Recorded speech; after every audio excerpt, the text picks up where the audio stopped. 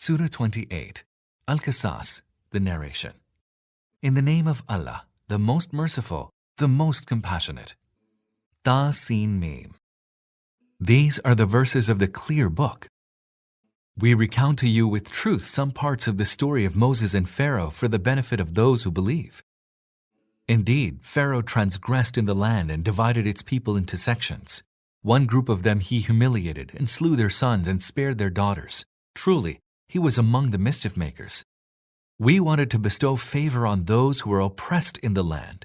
We wanted to make them leaders and heirs, and grant them power in the land, and make Pharaoh and Haman and their hosts see what they had feared. We suggested to the mother of Moses, "Suckle your child, but when you fear for his life, cast him into the river, and be not fearful nor grieve, for we shall restore him to you, and make him one of the messengers." Then Pharaoh's household picked him up from the river, that he may be their adversary, and be a cause of sorrow to them. Surely Pharaoh and Haman and their hosts erred in their scheming. The wife of Pharaoh said, "Here is a delight of the eye to me and to you. Do not kill him. Maybe he will prove useful for us, or we may adopt him as a son." They were unaware of the end of it all. On the other hand, the heart of Moses' mother was sorely distressed. Had we not strengthened her heart that she might have full faith in our promise, she would have disclosed the secret. She told the sister of Moses, "Follow him," so she kept watch over him unperceived by the enemies. And we had already forbidden the breasts of the nurses for the child. So seeing the girl, said, "Shall I direct you to the people of a household that will rear him with utter sincerity?" Thus did we restore Moses to his mother, that her eyes might be comforted, and she might not grieve, and realize that the promise of Allah was true, but most people are unaware of this. When Moses reached the age of full youth and grew to maturity, we bestowed upon him wisdom and knowledge. Thus do we reward those who do good. Once he entered the city at a time when its people were heedless, and he encountered two men fighting, one of whom belonged to his own people, and the other to his foes. Now the man belonging to Moses' own people cried out to him for help against the man from the foes, and Moses struck him with his fist and finished him. Moses said, "This is an act of Satan. Surely he is an enemy who openly misleads." Then he prayed, "My Lord, I have indeed inflicted wrong on myself, so do forgive me." Wherefore Allah forgave him, for he is ever forgiving, most merciful. Thereupon Moses vowed, "My Lord, because of the favor that you have done me, I shall never support the guilty." The next morning he proceeded to the city in fear and looking around as one apprehensive of danger, when all of a sudden the man who had sought his help the day before again called out to him for his help. Moses said to him, "Clearly, you are a very misguided fellow." And when Moses decided to lay his violent hands on the man belonging to the enemy, he cried out, "Moses, do you intend to kill me as you killed a person yesterday? You simply want to live in the land as a tyrant and do not wish to set things right." Then a man came running from the farther end of the city and said, "O Moses, the nobles are deliberating about you, that they may put you to death. So do be gone. I am one of your well-wishers." Soon after hearing this, Moses departed in a state of fear, looking around as one in apprehension, and prayed, "My Lord, deliver me from these unjust people." When, after his departure from Egypt, Moses headed towards Midian, he said, "I hope my Lord will show me the right path." When he arrived at the spring of Midian, he found there a crowd of people watering their flocks, and he found apart from them two women holding their flocks back. He asked the women, "What is it that troubles you?" They said, "We cannot water our flocks until the shepherds take their flocks away, and our father is a very old man." On hearing this, Moses watered their flocks for them, and then returned in a shaded place, and said, "My Lord, I am truly in great need of any good that you might send down to me." Soon thereafter one of the two women came to him, walking bashfully, and said, "My father invites you, that he may reward you for your having watered our flocks for us." When Moses came to him and narrated to him the whole of his story, he said, "Have no fear. You are now safe from the iniquitous people." One of the two women said, "Father, employ this man in your service. The best whom you might employ is he who is strong and trustworthy." Her father said to Moses, "I want to marry one of these two daughters of mine to you if you serve me for 8 years. But if you complete 10 years, that will be of your own accord, but not an obligation. I do not intend to treat you harshly. If Allah wills, you will find me an upright man." Moses replied, "So that is agreed between me and you. Whichever of the two terms I fulfill, I trust that I shall not be wronged. Allah is a witness over the covenant we are committing ourselves to." When Moses had fulfilled the term and was journeying with his family, he perceived a fire in the direction of the Mount Sinai. He said to his family, "Wait here, I have observed a fire. Maybe I will bring to you some news or a brand of fire from there that you may warm yourselves." But when he came to the fire, a cry was heard from the right bank of the valley, from a tree in the hallowed ground. "O Moses, verily I am Allah, the Lord of all creatures of the universe." He received the command, "Throw away your rod."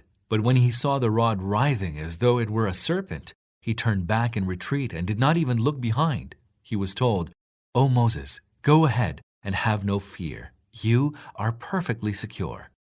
Put your hand into your bosom, and it will come out shining without any blemish.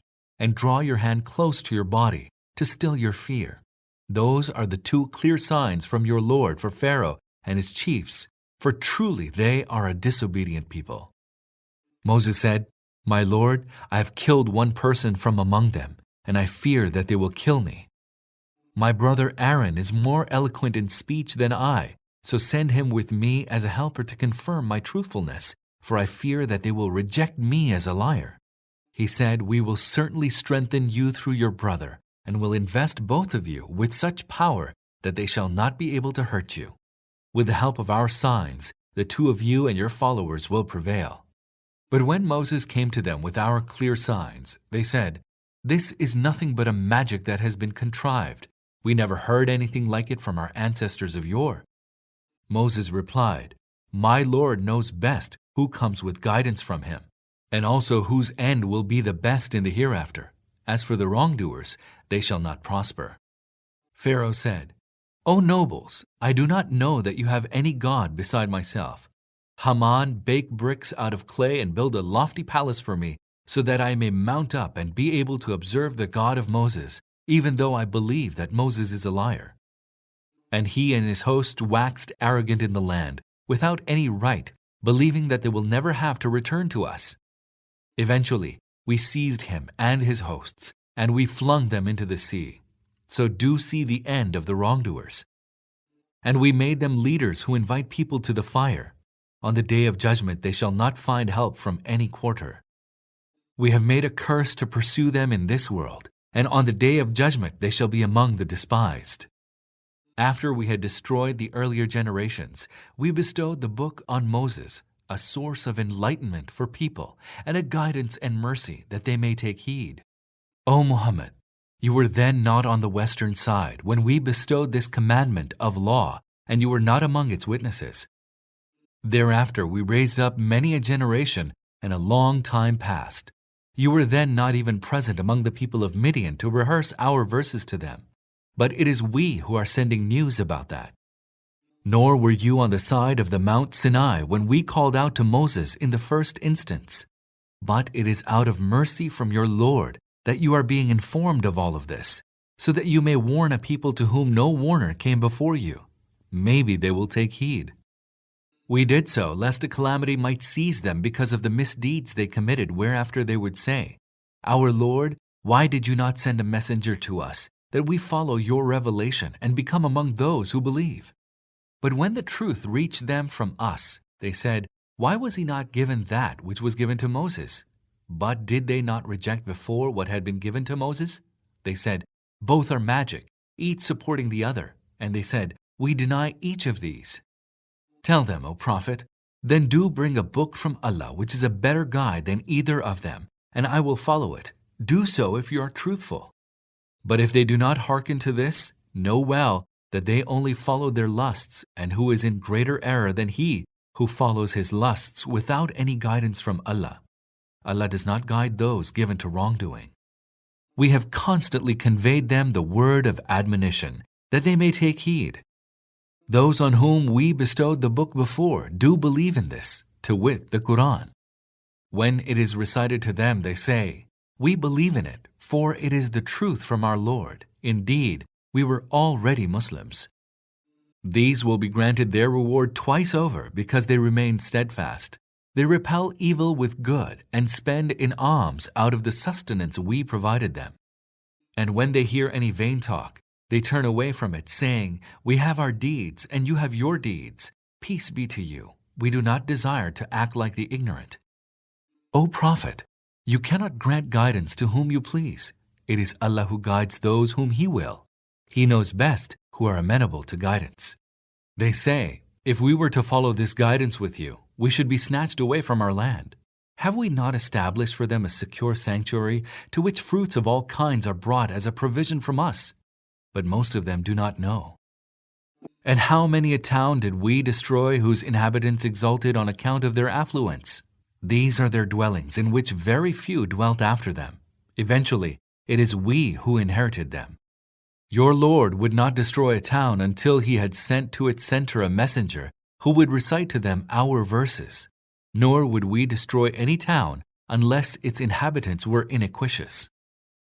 Whatever you have been given is a provision for the life of this world and its glitter, but that which is with Allah is better and more enduring. Do you not use your intellect? Now he to whom we have promised a good, which he is going to obtain, can he be like him whom we have given the good things of this life, but who will be brought up for punishment on the day of judgment? Let them not forget that the day when Allah will call unto them and say, "Where are those whom you imagine to be my associates?"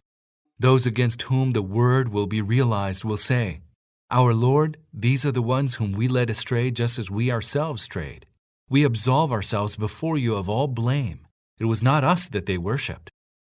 They will then be told, "Call upon those for help whom you declared to be our associates." They will then call upon them, but they will not answer them. They will have observed the chastisement in front of them. Would that they were guided. Let them not disregard that the day when Allah will call out to them saying, "What was the answer you gave to the messengers?" Then they will not be able to think of any reply, nor will they be able to ask one another. But those who repented and believed and acted righteously, they will perhaps be among those who will prosper there. Your Lord creates what He will and chooses for His tasks whomsoever He will. It is not for them to make the choice. Glory be to Allah. He is exalted far above in their associating others in His divinity. Your Lord knows all that their hearts conceal and all that they reveal. He is Allah. There is no God but He. His is the praise in this world and in the hereafter. His is the command, and to Him will all of you be returned.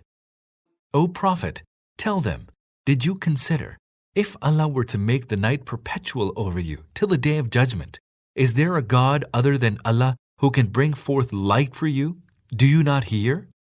Say, did you consider, if Allah were to make the day become perpetual over you till the day of judgment, is there a God other than Allah who can bring in night for you, that you may repose in it? Will you not see?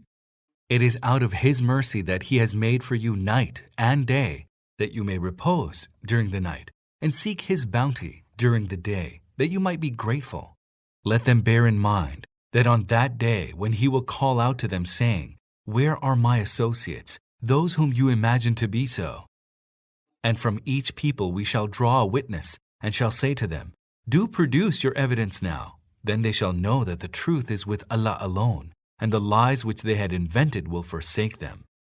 To be sure, Qarun, Korah, was one of Moses' people. Then he transgressed against them. We had bestowed on him such treasure that their very keys would have been raised with difficulty by a whole group of strong people. Once when his people said to him, "Do not exult, for Allah does not love those who exult in their riches. Seek by means of the wealth that Allah has granted you the abode of the hereafter, but forget not your share in this world, and do good as Allah has been good to you, and do not strive to create mischief in the land, for Allah loves not those who create mischief." He replied, "All this has been given to me on account of a certain knowledge that I have." Did he not know that Allah had destroyed before him those who were stronger in might than he, and were more numerous in multitude? The wicked are not asked about their acts of sin. Once Korah went forth among his people in full glitter. Those seeking the life of this world said, Would that we had the like of what Korah has. He truly has a great fortune. But those endowed with true knowledge said, Woe to you! The reward of Allah is best for those who believe and act righteously. But none except those who are patient shall attain to this. At last we caused the earth to swallow him and his house. Thereafter there was no group of people that could come to his aid against Allah, nor was he able to come to his own aid. And those who had envied his position the day before began to say on the morrow, Alas, we had forgotten that it is Allah who increases the provision of those of his servants whom he will, and grants in sparing measure to those whom he will. But for Allah's favor upon us, he could have made us to be swallowed too. Alas, we had forgotten that the unbelievers do not prosper. As for the abode of the hereafter, we shall assign it exclusively for those who do not seek glory on earth, nor want to cause mischief. The God-fearing shall have the best end. He who shall bring a good deed shall be rewarded with what is better, but those who bring evil deeds shall not be requited more than their deeds. O Prophet, surely he who has ordained the Qur'an on you will bring you to the best end. Say to them, My Lord knows best who has brought true guidance and who is in clear error. O Prophet, you never looked forward for the book to be revealed to you. It is out of sheer mercy of your Lord that it was revealed to you. So do not lend any support to the unbelievers. And let it never happen that the unbelievers might turn you away from the revelations of Allah after they have been revealed to you. Call people to your Lord and never become one of the unbelievers. And do not invoke any God beside Allah. There is no God but He. All will perish but He. To Him belongs the command, and to Him shall all of you return.